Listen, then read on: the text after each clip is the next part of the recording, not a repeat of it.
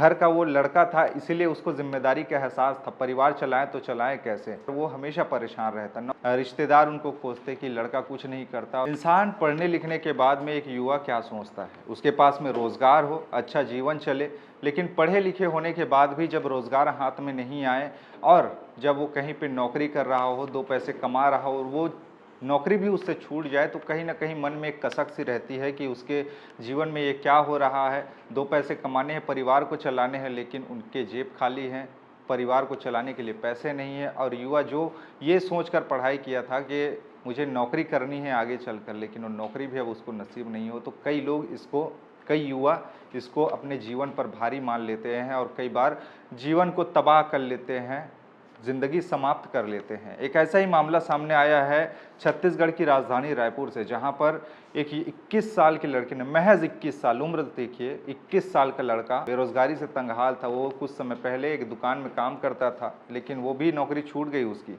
जिसके बाद में परेशान रहता, सोचता विचारता, क्योंकि घर में और कोई ठीक से कमाने वाले नहीं थे। घर का वो लड़का था, इसीलिए उसको ज़िम्मेदारी का एहसास था, परिवार चलाएँ तो चलाएँ कैसे? अब आगे उसको पूरा का पूरा भविष्य अंधकार में लग रहा था, कहीं पर भी उसको नौकरी मिलता दिखाई नहीं दे रहा था और वो अपने दोस्तों के बीच में इस बात को बताता भी कि मुझे नौकरी नहीं मिल रही, अब मैं करूँ तो करूँ क्या? और इसी को लेकर वो हमेशा परेशान रहता, नौकरी को लेकर कि कहीं तो 2 पैसे की नौकरी मिल जाए, घर को चलाऊँ, परिवार को चलाऊँ, अपनी भी ज़िंदगी को कम से कम आगे बढ़ाऊँ ऐसे करके। लेकिन वो इसी परेशानी में रात-दिन सोचता विचारता और एक दिन ऐसा होता है कि अपने घर के जिस कमरे में वो रहता था, पंखे पर एक फंदा लगाता है और वो उसी फंदे पर झूल जाता है और अब वो इस दुनिया में नहीं रहा।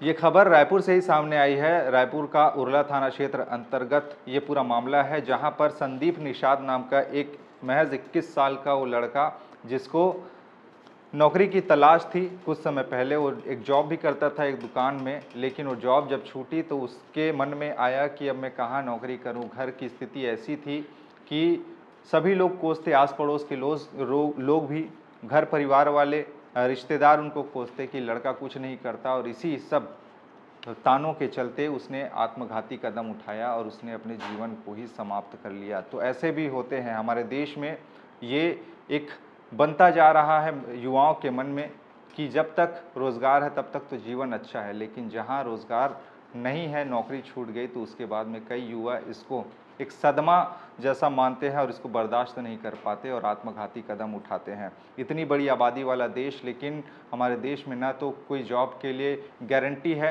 न ही कोई ठीक से सुविधा कि इनको नौकरी दिया जाए और युवा भी आजकल बेरोज़गारी की स्थिति में पूरे के पूरे टूट से चुके हैं।